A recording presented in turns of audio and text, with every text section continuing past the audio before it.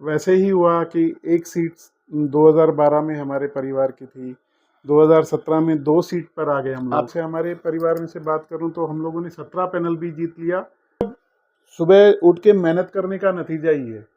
जब हम लोग लोगों के बीच में रहते हैं ना, तो लोग इस तरीके का मैंडेट देती है। मुझे लगता है मेरे प्रभु मेरी सुनते हैं, मतलब मेरे श्री राम। हाँ, कि प्रभु आप 16 पैनल में ही रहना, 17 पैनल में मुझे कृष्ण जी साथ में दे देना।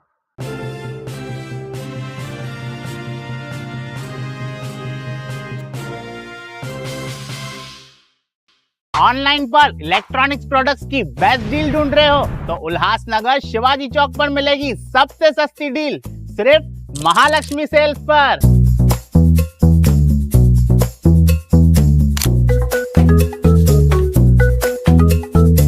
यहाँ पर अवेलेबल है premium TV, washing machine,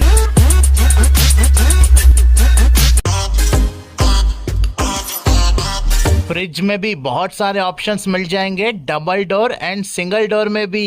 AC, air cooler, digi cooler, deep freezer, आटा चक्की, laptop, water purifier, home theatre, inverter, batteries. Best offers के लिए विजिट कीजिए Mahalakshmi Sales, Shivaji Chowk, Ulhasnagar 3। Planning to purchase property or find a home for rent? Rashi Realty is here to help. Visit us in Nerul, Seawoods, Navi Mumbai, and let us help you find your perfect property.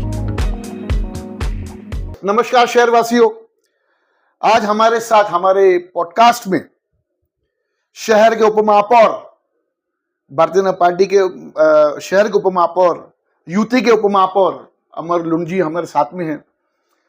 काफ़ी जैसे हमने podcast शुरू किया अमर जी, वैसे काफ़ी लोगों का मुझे कॉल्स था कि आप उपमहापौर जी का आप इंटरव्यू करें, पॉडकास्ट करें, और कैसे उनकी लाइफ की शुरुआत हुई राजनीति में, लोग जानना चाहते हैं आपसे, उल्लासनगर शहरवासी। तो अमर जी, आज आप शहरवासियों के सामने बताना चाहेंगे कि आपकी राजनीतिक शुरुआत कैसे हुई? जय श्री राम जैकी जी। जय श्री राम।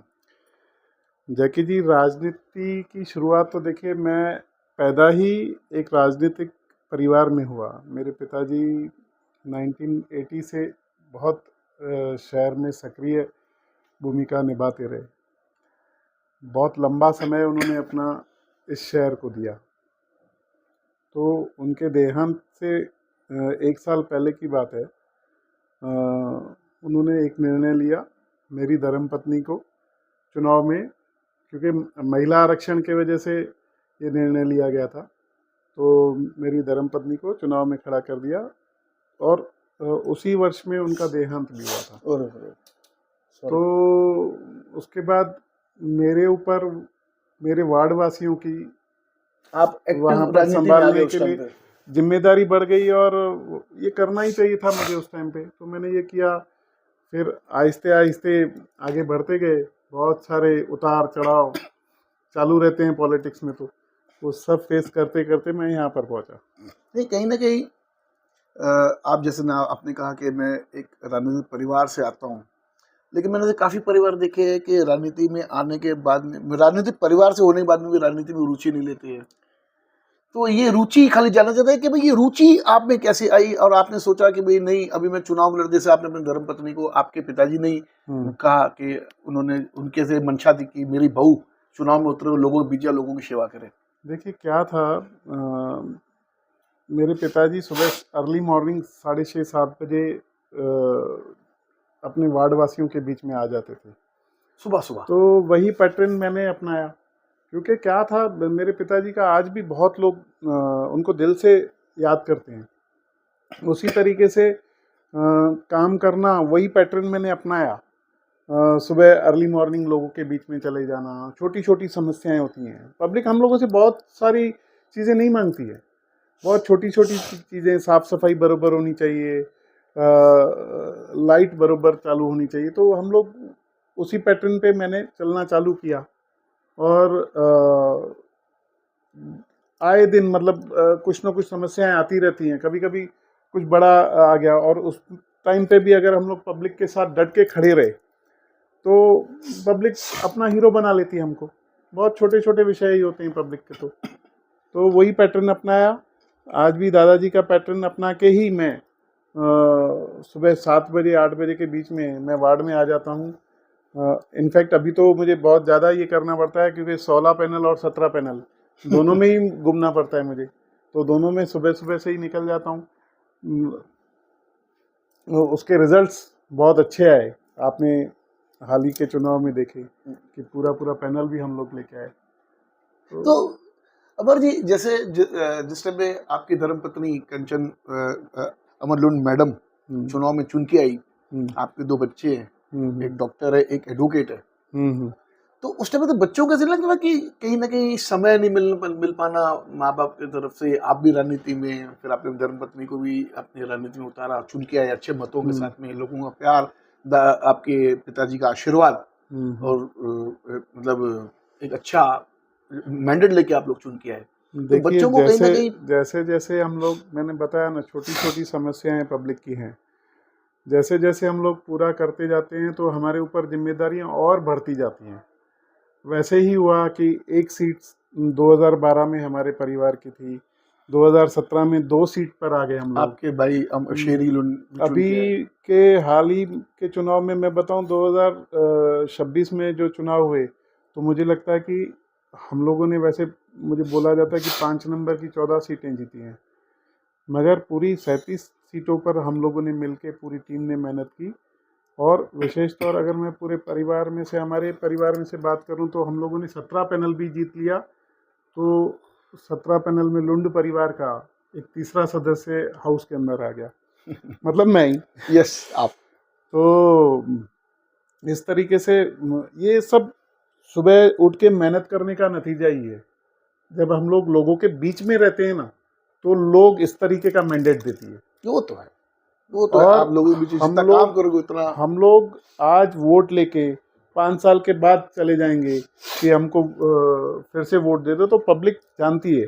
बहुत सारे झूठे मैंडेट हमारे लिए खड़े किए जाते हैं, झूठे वीडियोस बना के, बहुत सारे अफवाहें फैलाकर। ये सब जो फालतू चीज़ों को पब्लिक जानती है कि कौन क्या सच बोल रहा है, क्या झूठ बोल रहा है।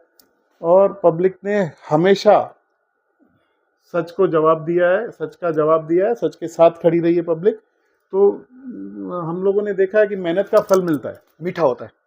मीठा ही है, बिल्कुल। अमर जी, एक सवाल ऐसा था कि लोग कहते हैं, जैसे मैंने आपको जानना चालू किया, आपके बारे में थोड़ा रिसर्च भी किया, काफ़ी जो मेरे मित्र थे उनसे भी मेरी जानकारी मिली, कुछ नेताओं से भी जानकारी ली, कुछ धार्मिक लोगों से भी मैंने जानकारी ली।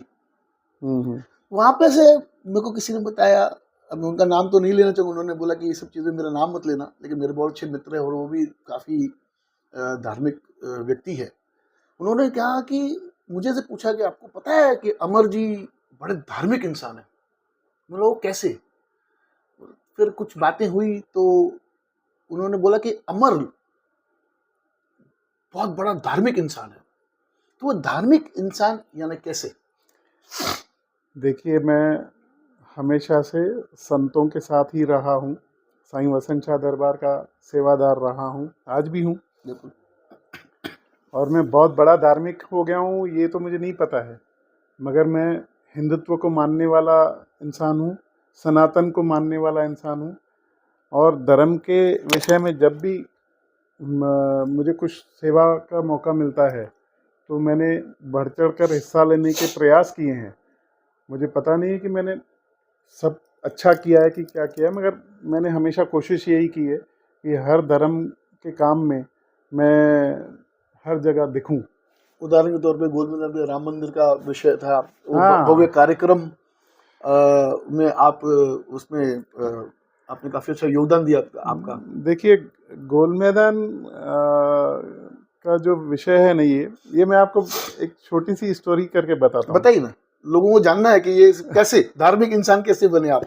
नहीं, देखिए, धार्मिक तो हूँ ही, मगर मेरे घर पे मंदिर जो बना हुआ है वहाँ पर बहुत अच्छा माहौल है, वाइब्रेशंस। तो मेरे घर पे मेरे भाई की बिटिया है हमारे घर की, वो भी देखिए, बच्चे जो देखते हैं वही सीखते हैं। वो तो सीखते, सही बात। तो जैसे अयोध्या में राम मंदिर का निर्माण कार्य चालू था और यह मैसेज था कि 22 जनवरी को 2023 में उसका भव्य उद्घाटन होने जा रहा है। वो वीडियोस पे वायरल हो रहे थे, रील्स वायरल हो रहे थे। तो आजकल के बच्चे बहुत एक्टिव हैं। बिल्कुल। तो मेरी वो बिटिया ने आके बोला कि वो मुझे बड़े पापा बोलती है। अच्छा। तो उन्होंने आके बोला कि बड़े पापा अयोध्या चलना है, अरे वाह। हम राम मंदिर चलेंगे। तो मैंने उनकी उम्र? उनकी उम्र उस टाइम पे 3.5 साल की थी। और अरे बहुत एक्टिव है, बहुत छोटी अच्छी। बेटी। हाँ, उसके बहुत सारे वीडियोस हैं मेरे इंस्टाग्राम आईडी पे। वाह। तो उन्होंने बोला कि अयोध्या चलना है। तो उस टाइम पे अयोध्या, उस दिन पर तो 22 जनवरी को तो सबके लिए संभव नहीं था कि सभी जा पाएंगे। तो वैसे ही उसने इच्छा जाहिर की। मैंने, हमारे दोस्त हैं प्रदीप रामचंदानी जी, आज उनका जन्मदिन है। बधाई हो आपको भी प्रदीप जी। तो प्रदीप जी को मैंने फ़ोन किया कि भैया ऐसा ऐसा विषय है, वो बहुत जिद कर रही है, अयोध्या चलना चाहिए हमको, और 22 जनवरी को कुछ हो सकता है क्या? तो बोला 22 जनवरी को तो पॉसिबल नहीं है, क्योंकि मोदी जी ने ही अनाउंसमेंट कर ली थी। तो ऐसे ही फिर चर्चा करते करते हम लोगों ने सोचा कि एक सेट बनाते हैं और वहाँ पर 22 जनवरी को उसी समय पे हम लोग भी पूजा में बैठेंगे। अरे वाह। और एक बहुत बड़ी एलईडी स्क्रीन लगाएंगे जहाँ पर मोदी जी वहाँ पर पूजा कर रहे हैं और यहाँ पर हम लोग, हमारे संत साईं कालीराम साहब जी को उस पूजा में हम लोगों ने आमंत्रित किया था। तो उस बच्ची के बोलने के वजह से मुझे लगता है कि हम लोगों ने चर्चा चालू की। प्रदीप जी ने तो उसमें बढ़ चढ़ कर हिस्सा लिया और ये सब पूरा काम हुआ। वो बोलते ना कि बच्चों में भगवान, हाँ, ये कहीं ना कहीं सिद्ध होते नजर आ रहा है कि बच्चों में भगवान, और भगवान मतलब कैसे बच्चों ने बुलवाया मुंह से। हाँ, और आपने इसको सीरियस लेके आपने प्रदीप जी से बात किया, फिर वो सेट बना। आज पूरे उल्लासनगर शहरवासियों को गोल मैदान पर राम मंदिर का दर्शन करने का 22 मौका जनवरी मिला। को वो शुभ दिन पर ही मौका मिला था। ये तो है। और साईं कालीराम जी ने भी हमको समय दिया था, बहुत सारे संतों ने हमको समय दिया था। स्वामी विश्वात्मानंद जी महाराज ने समय दिया, हमारे सुधांशु महाराज जी ने दिया था, बहुत सारे संतों ने। मुझे तो इतना आशीर्वाद प्राप्त हुआ था उस टाइम पे। हमारे बापू मधुसूदन जी बापू ने बहुत सारा समय दिया था। उन्होंने तो सत्संग भी किया था, उन्होंने तो यात्रा निकाली थी, पैदल यात्रा निकाली थी। बिल्कुल याद है मुझे। तो इतना सुंदर दृश्य था वो पूरे शहर के लिए, क्योंकि उस टाइम पे हर वर्ग के लोग वहां पर मेरे साथ जुड़ रहे थे। वो सच में युवा हो, बिल्कुल बुजुर्ग हो, बिल्कुल बिल्कुल बहुत अद्भुत था वो नज़ारा। तो इसीलिए शायद मुझे धार्मिक बोलते हैं आप लोग। ऐसा कोई वाक्या आपके जीवन में हुआ हो, आप किधर गए हो और वहां पर आपको साक्षात आपको लगा हो? ऐसे बहुत बार होता है।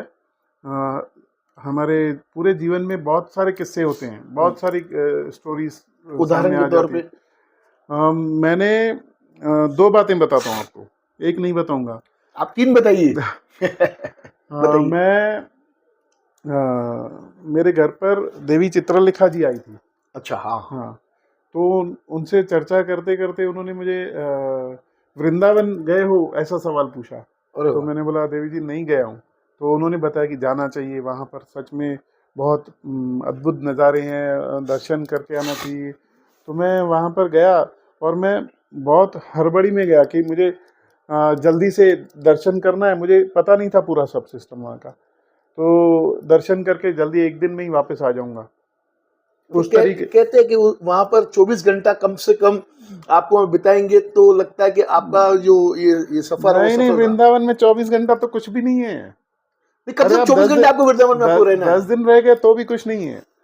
मैं वहां पर गया, बहुत सारे मंदिर हैं, मैंने एक दिन में दर्शन कर लिए। तो मेरी धर्मपत्नी मेरे साथ में थी, उन्होंने कहा कि हम लोगों ने कुछ तो मिस किया है। तो वह उनका इशारा था राधा रानी का घर मतलब बरसाना। हाँ, बरसाना। तो मुझे बहुत पीड़ा हो रही थी क्योंकि पैदल बहुत चलना पड़ता है वहाँ हाँ, पर, वहाँ पे पैदल यात्रा और काफी लाइन बहुत लंबी, तो खड़े घंटे घंटे खड़े होने पैरों पड़ते में हैं। बहुत ज़्यादा दर्द था, अच्छा, बहुत ज़्यादा दर्द। मतलब मैं सच में, मतलब मुझे ऐसा लग रहा था कि मैं अभी घर पे चला जाऊं और किसी मसाज वाले को बुला लूं, और ये इतनी पीड़ा थी। या तो पेन किलर गोली ले लूं। तो मैंने सोचा कि अभी कहीं पर भी नहीं चलते हैं, मैं आराम करता हूं और सीधे फ्लाइट पकड़ेंगे और जाएंगे। दर्शन हो गया 1 घंटे का मैंने आराम किया। 1 घंटे के बाद मेरी वाइफ ने मुझे उठाया और मुझे बताया कि बरसाना चलना चाहिए हमको। दर्शन के लिए। हाँ, वाह। जैसे मैंने उठा, मैंने बोला चलो अभी चलते हैं, और मैं वहां पर गया। वहीं जैसे बाहर, गेट के बाहर निकला होटल के, तो बस खड़ी थी। बस में बैठ के, बरसाना के लिए जो वहाँ पे सर्विस है, वहाँ पे लोकल, वो मुझे पता है। बहुत अच्छी सर्विस मिली, हाँ। एसी बस मिली मुझे। बरसाना बस डिपो पर छोड़ा उन्होंने, वहां से रिक्शा पकड़ के आगे जाना था। फिर 300 मीटर की पहले ही रिक्शा ने उतार दिया, वहां से पैदल जाना। पैर में बहुत दर्द था, इसीलिए ये सब बता रहा हूं मैं। तो एक आदमी वहां पर श्री कृष्ण के जो हम लोग घोषणाएं करते हैं, तो वैसे राधे कृष्ण का नाम लेते हुए, जाप जपते हुए हमारे साथ चल रहा था। मैं पैरों में दर्द की वजह से बार बार बोल रहा था यहाँ पर बैठते हैं। मगर उस आदमी के आने के बाद मुझे याद है कि मैं वहां से ऊपर तक पैदल चला गया, वहां कहाँ तक? मंदिर तक चला गया। ऊपर सीढ़ियाँ चढ़ के? हाँ, सीढ़ियाँ चढ़ के चला गया, और वहां से उतर के नीचे तक आ गया। 1 मिनट के लिए कहीं नहीं रुका, राधा रानी का दर्शन कर लिया मैंने। दर्शन के बाद मुझे, मैं आपको बताऊं, आज तक मुझे पेन नहीं हुआ है। वाह। वो पेन मुझे आज तक नहीं हुआ है। और मैं और बताता हूँ, मैं वहां से लेकर वो जो रिक्शा का डिस्टेंस है ना, वो भी मैंने पैदल चला, बस डिपो तक पैदल गया था। तो मुझे आज तक पेन नहीं हुआ वो। यानी आप होटल में थे, बहुत पीड़ा में। आपने धर्म पत्नी को बोला कि बहुत दर्द है, उठा नहीं जा रहा है, चला नहीं जा रहा है, यहाँ से हम फ्लाइट पकड़ घर चलते हैं। लेकिन फिर 1 घंटे के विश्राम के बाद में आपको भाभी जी ने बोला कि नहीं, बरसाना जाना है, दर्शन करना है राधा रानी का। कहते हैं कि जब तक राधा रानी का दर्शन आप नहीं करते तो आपका वृंदावन जाना सफल नहीं है, ऐसे कहते हैं। मैं भी कृष्ण का पुजारी हूँ। तो वहां पर आप ये जो शक्ति, जो आपका जो दर्शन वहां पर होना, ये कहीं ना कहीं ये मतलब दर्शाता है कि जो ये आसान नहीं है। बिल्कुल। आपको लग रहा है अमर जी ये आसान नहीं है, जब तक वहां पे बुलावा नहीं होता है तब तक आप वहां की एक सीढ़ी नहीं चढ़ सकते हो। बिल्कुल, मैं आपको बताऊं, वृंदावन जाने के बाद बरसाना जाना ही चाहिए। हाँ, लेकिन वो काफी लोगों के नसीब में नहीं होता, क्योंकि वहां से जब तक बुलावा नहीं होता है, बरसाना से जब तक राधा रानी का बुलावा नहीं है आपको, तब तक आप वहां की चौखट तक भी नहीं लांग सकते हो। वहां की ऐसे मानता है। बिल्कुल। तो ये आप वापस सोचो, वो दृश्य उस टाइम क्या हुआ रहेगा कि आपको वो कम से मेरे को लगता है 300-350 सीढ़ियां है वो, कम से कम है ना, जहां तक मुझे याद आ रहा है। 300-350 सीढ़ी उस पीड़ा में चढ़ के जाना, ये आप नहीं गए थे। नहीं, वो तो उनका आशीर्वाद है। कृष्ण जी ने आपको लेके चले साथ में, आशीर्वाद है, उनकी कृपा है सच में। तो ये एक छोटी सी बात मैं भी बताना चाहूंगा। मेरे एक मित्र हैं, उनका भी ऐसे बोलना था कि मैं बरसाना गया था, उसको भी वहां पर वृंदावन पहुंच के बारिश का समय था, तो काफी उनकी तबीयत खराब हो गई। मुझे बोला था, मुझे पता ही नहीं चला मैं बरसाना पहुंचा। बरसाना में पहुंच के मैं दर्शन करके जब नीचे उतरा मैं, तब मुझे लग रहा था कि मैं किधर आया हूँ, मुझे लग रहा है कि मैं आया कैसे यहाँ पर। लेकिन उस टाइम पे बुलावा था, उनको उनके नसीब में राधा रानी का दर्शन था, और उनको दर्शन नसीब हुआ। बहुत कम लोगों को ये ऐसे आभास होता है जिनको राधा रानी बुलाती खुद अपने दर्शन के लिए। और आपको बताऊं, ये सब चक्कर में मेरी फ्लाइट मिस हो गई थी क्योंकि टाइम कम था मेरे पास। फ्लाइट मिस हो गई, फिर हम लोगों ने वहां पर एयरपोर्ट पे जाके दूसरी टिकट निकाल के हम लोग यहाँ पर आए। मगर वो दिन भूलने के जैसा नहीं है मेरी लाइफ में, क्योंकि सच में ऐसा लगता है कि चमत्कार होते हैं वहां पर। होते बिल्कुल। आप देखिए वहां पर जो अपना चंदन वहां पर जो मिलता है, जो हम अपने माथे पे लगाते हैं, वो चंदन की भी बड़ी कहानियां हैं। वहां पर जो जहाँ पर अपना कृष्ण जी नहाते थे, जहाँ पर गोपियां नहाती थी, वो जो तालाब है उनका तालाब का नाम मुझे शायद ध्यान में नहीं आ रहा, वहाँ पर वहाँ की भी काफ़ी बड़ी बड़ी स्टोरियाँ हाँ हैं। हाँ, बहुत आप बहुत अगर सारी अंदर कहानी। जाएंगे, अगर आप काफ़ी यूट्यूब से भी उनके चैनल्स आए, मतलब काफ़ी लोग अपने अपने एक्सपीरियंस शेयर करते हैं। हम्म। दूसरा वाक्य क्या था, दूसरा वाकया थोड़ा पॉलिटिकल है। बताइए। पॉलिटिक्स भी तो जरूरी है साथ में, हाँ, नहीं तो मुझे लगेगा कि ये तो उपमहापौर भाई नहीं तो संत है। नहीं भैया, संत तो बहुत बड़े बात है। दूसरा वाक्य ऐसे था, मुझे लगता है मेरे प्रभु मेरी सुनते हैं। मेरे घर पे मंदिर है, वहाँ पर मैं प्रभु से बात करने की पूरे प्रयास करता हूँ। तो मैं बात करते करते जब सुबह में अकेले में बैठा हुआ था और 17 नंबर पैनल का भी मैंने फॉर्म भरने का निर्णय लिया था, तो मैंने प्रभु को कहा था, प्रभु मतलब मेरे श्री राम, हाँ, कि प्रभु आप 16 पैनल में ही रहना, क्योंकि मेरे परिवार वहां पर हाँ, चुनाव लड़ आपके रहे भाई, हैं, आपकी धर्मपत्नी वहां से, दोनों वहां चुनाव लड़ेंगे। तो वहां पर आप रहना। और उसके बाद 17 पैनल में मुझे कृष्ण जी साथ में दे देना। मैंने यह डिमांड रखी थी उनके साथ, तो यह डिमांड उन्होंने पूरी भी की, और देखिए रिजल्ट क्या है। बहुत लोग इसी तरीके से बोलते हैं कि क्या भगवान सुनते हैं? बिल्कुल सुनते हैं, तो मैं तो बोलता हूँ बिल्कुल सुनते हैं, बिल्कुल। क्योंकि उन्होंने तो मेरे लिए ऐसी बाजियां पलटी कर दी जहां पर मेरे हार का इंतजार कर रहे थे लोग। बिल्कुल, ये बात तो है। तो देखिए वैसे ही हुआ। मैं जब पैनल नंबर 17 में प्रचार के लिए जा रहा था, तो बहुत सारे दरवाजे जब खोल रहे थे हम लोग, तो कृष्ण भगवान के दर्शन हो ही रहे थे। किसी के घर में राधे कृष्ण के मूर्तियां हैं, नहीं तो तस्वीरें लगी हुई हैं, तो दर्शन हो ही रहे थे। तो फिर लग रहा था कि अरे भैया अब तो सब हो गया, जीत निश्चित हमारा है। काम तो हो गया। नहीं, मैंने काफी देखे, मैं भी काफी जाता हूँ मंदिरों में, तो खासकर मैं कृष्ण जी के बारे में बताना चाहूंगा प्रभु के लिए, कि आप अगर उनमें आस्था रखते हैं, आपको हर जगह दिखेंगे वो। देखिए कृष्ण जी का कहना है कि मैं हर जगह हूं, आप किसी भी चीज में देखेंगे, चाहे वो ग्लास हो, चाहे वो दीवार हो, चाहे वो टीवी हो, चाहे वो रिमोट हो, चाहे किसमें भी हो, आप उसको मन से देखोगे तो आपको प्रभु के देखिए, दर्शन होंगे। प्रभु ऐसे ही भागवत में कहा गया है कि आप कर्म करो, फल की चिंता मत करो। फल की चिंता मत करो, मगर कर्म अच्छे करोगे तो फल तो अच्छा मिलना ही है। तो जरूर कुछ अच्छे कर्म किए होंगे।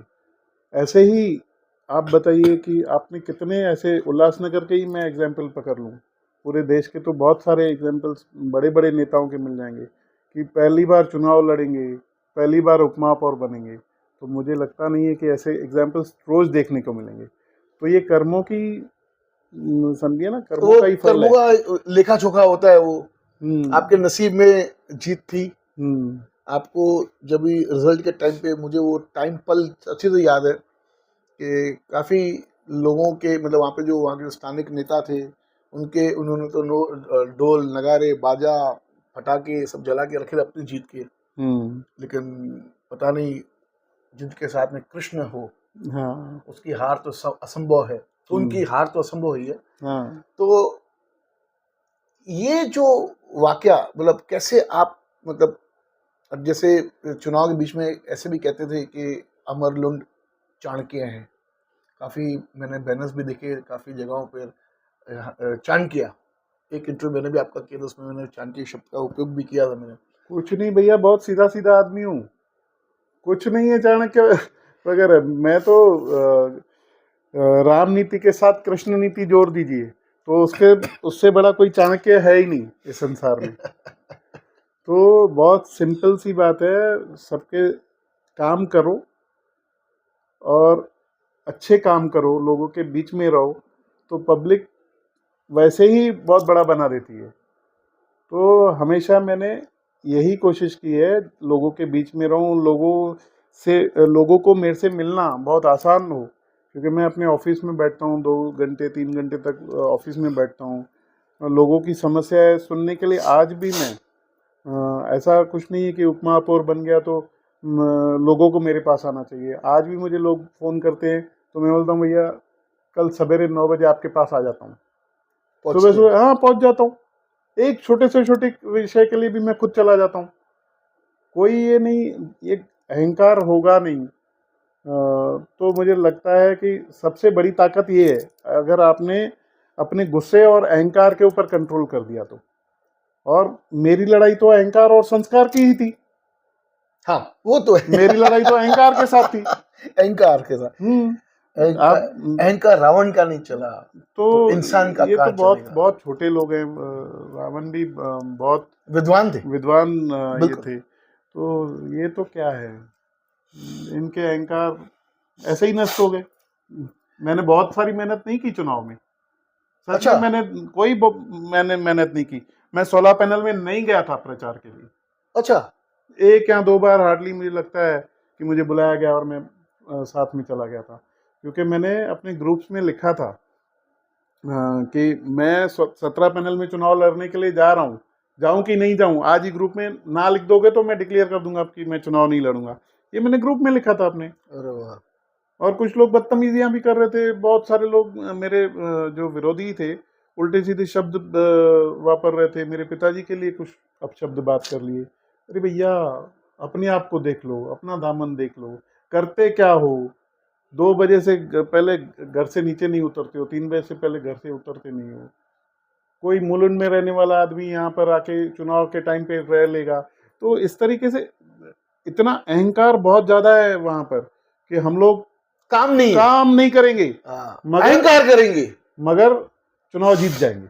अरे ऐसे कैसे जीत जाओगे भाई, ऐसा थोड़ी होता है। आपके जीत के पीछे, जैसे आपने भी बताया कि मेरे साथ में श्री कृष्ण थे, तो बिल्कुल जिनके साथ में श्री थे, कृष्ण नहीं अभी भी हैं। चुनाव में भी तो थे, अभी तो है, वो तो 24 चुनाव घंटे में आपके साथ में है, तो उनकी हार तो असंभव है। जाते जाते एक और सवाल पूछना चाहूंगा। अभी भी हाल ही में आपके ही पैनल में गणपति मंदिर का निर्माण हुआ, हाँ उसके बारे में कुछ बताना चाहेंगे? देखिए, मैं हमेशा बोलता हूँ, मैंने अपने भाषण में भी बोला था, क्योंकि मेरे आसपास में जो चुनाव लड़ रहे थे, मैं मंदिर बनाने वालों में से हूँ। मुझे जब भी सेवा का मौका मिला है तो मैंने आगे बढ़कर, मंदिर बनाए हैं। ऐसा बोलना ठीक नहीं है, मगर वहाँ पर कुछ अपना रोल अदा किया है। तो मैंने जो बोला अहंकार और संस्कार की लड़ाई है, कुछ लोग मंदिर तुड़वाने वाले थे। बाबा रे बाबा। तो मंदिर तुड़वाने वालों को भी सजा मिली। हाँ, वो तो है, मिलनी हाँ, चाहिए। मंदिर तुड़वाने वालों को भी सजा मिली। बार बार आप डेवलपमेंट भी होनी चाहिए शहर की। ऐसा नहीं है कि मैं डेवलपमेंट के खिलाफ हूँ। रोड अच्छे बनने चाहिए, मगर आप सिर्फ एलिगेशन लगाते रहोगे कि सब भ्रष्टाचारी हैं और खुद इतना बड़ा फंड लेके, अमाउंट भी नहीं बोलूँगा आपके चैनल पे, इतना बड़ा फंड लाके सिर्फ दिखावा किया गया, बैनर्स लगाए गए पूरे शहर में, हंगामा बहुत किया गया, मगर काम कहीं पर भी नहीं दिखा। लोगों ने भी यह सब देखा था। ऐसा नहीं कि पब्लिक ये सब देख के अंधे देखा कर लेगी। तो काम छोटा और नाम बड़ा, ऐसा नहीं होगा। नाम बड़े दर्शन छोटे। हाँ, तो ऐसा होता नहीं है। रिजल्ट बताती है भविष्य में। जाते थे, क्या कहना चाहोगे आप अपने शहर वासियों को? शहर वासियों को यही कहूँगा कि देखिए, हम लोग एक बात तो ठीक है, हम लोग महायुति में बैठे हैं। महापौर जी भी बहुत काम कर रहे हैं मेरे साथ ही, मगर कभी कभी एक बात लगती है कि हम लोग 37 पर अटक गए। तो मुझे लगता है कि भविष्य में हमको 37 पर पब्लिक नहीं अटकाएगी, क्योंकि क्लियर मैंडेट इस शहर के लिए बहुत ज़रूरी है। बहुत ज़रूरी इसीलिए भी है कि बहुत सारे निर्णय साथ में लेना बहुत बार मुश्किल हो जाता है। अगर क्लियर मैंडेट होता है तो काम करने में आसानी होगी, पब्लिक की समस्याएं सुलझाने में आसानी होगी, क्योंकि अलग अलग विचारधारा के लोग, ये तो हम लोग आज महायुति की सरकार है, तो विचारधारा भी हमारी सनातनी और हिंदुत्ववादी सरकार है हमारी, मगर फिर भी एक क्लियर मैंडेट एक पार्टी को, पब्लिक को देना चाहिए। मुझे लगता है आने वाले भविष्य में जरूर ये परिवर्तन भी आएगा। बहुत अच्छा लगा। आज पब्लिक डिमांड पर अमर जी, मैं आपको बताना चाहूँगा कि मुझे जब हमने पहला आपका पॉडकास्ट मनोज लासी जी का किया था, मुझे काफ़ी लोगों के फ़ोन आए कि किसी ने किस नेता का नाम लिया, किसी ने किसका नाम लिया, किसी ने दीपक वाटवानी जी का नाम लिया, लेकिन काफ़ी फ़ोन्स मुझे ऐसे है कि हमारे शहर के उपमहापौर आज के, उनसे भी आप पॉडकास्ट करें। और लोगों के बीच में जो बातें थी अमर लुंड को लेके कि वो कैसे व्यक्ति है, क्योंकि आप पब्लिक फेस में कभी आते नहीं थे, आप कर्टन के पीछे से आप काम करते थे। जब भी आपके धर्मपत्नी महापौर थी, नगर सेविका थी, तो आप हर टाइम आपने जो राजनीति की वो पर्दे के पीछे की, लेकिन आप अचानक से आप चुनाव लड़े, 17 में आप चुन के आए, फिर आज उपमहापौर बन गए। तो लोगों को जानना था कि ये जो हमारे जो उपमहापौर है उनकी जीवन किस प्रकार का था और आगे है। तो ये एक बहुत अच्छी, मतलब लोगों की डिमांड थी।